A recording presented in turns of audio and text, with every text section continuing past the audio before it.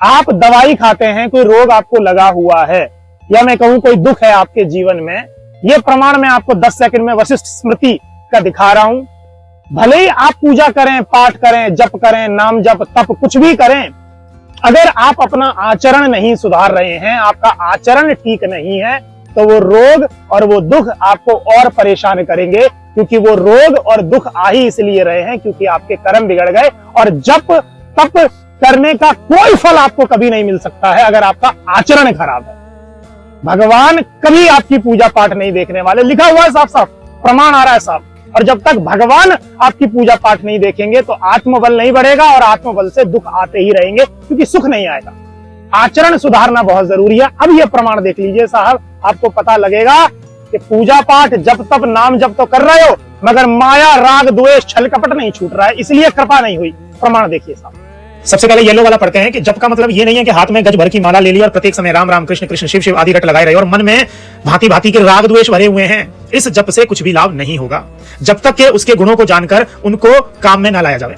Green वाला देखिए, बड़ा शानदार लिखा हुआ है कि जब तक मनुष्य श्रेष्ठ आचार करने वाला नहीं होता तब तक ईश्वर भी उसको स्वीकार नहीं करते, और जब तक ईश्वर उसे स्वीकार नहीं करेंगे आत्मबल उसे पूरा नहीं मिल पाएगा, और बिना आत्मबल के उसको सुख मिलेगा ही नहीं।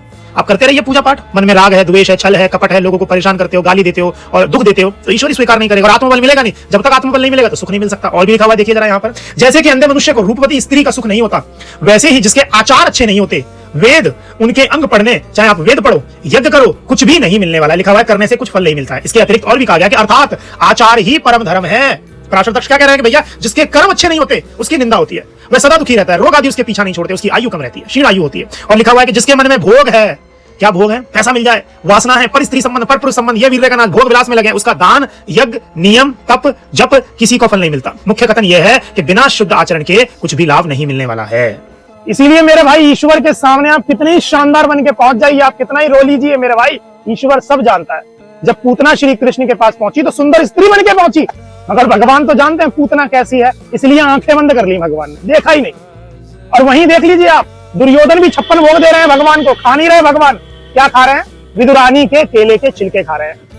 मां शबरी को जाना नहीं पड़ा, शबरी के पास कंदमूल और बेर खाने के लिए भगवान गए। तो इसलिए आप जैसे हैं वैसे ही पेश आइए। दूसरा ये है, छल कपट छोड़ दीजिए, गंदे काम छोड़ दीजिए, पर स्त्री संबंध छोड़ दीजिए। वीडियो खत्म हो गई है, ये पर स्त्री संबंध, पर पुरुष संबंध दीदी छोड़ देना, क्योंकि आप कितना ही छुपा लो, कितनी चालाकी कर लो, कहां बच पाओगी। ईश्वर के 14 साक्ष्य, यमराज ये लिख रहे हैं सब आपकी कहानी। मिलेंगे आपसे अगली वीडियो में। सीताराम, भगवान राम आपका कल्याण करेंगे अगर भगवान राम के चरण पहुंचोगे। सीताराम, ध्यान रखिए अपना साहब।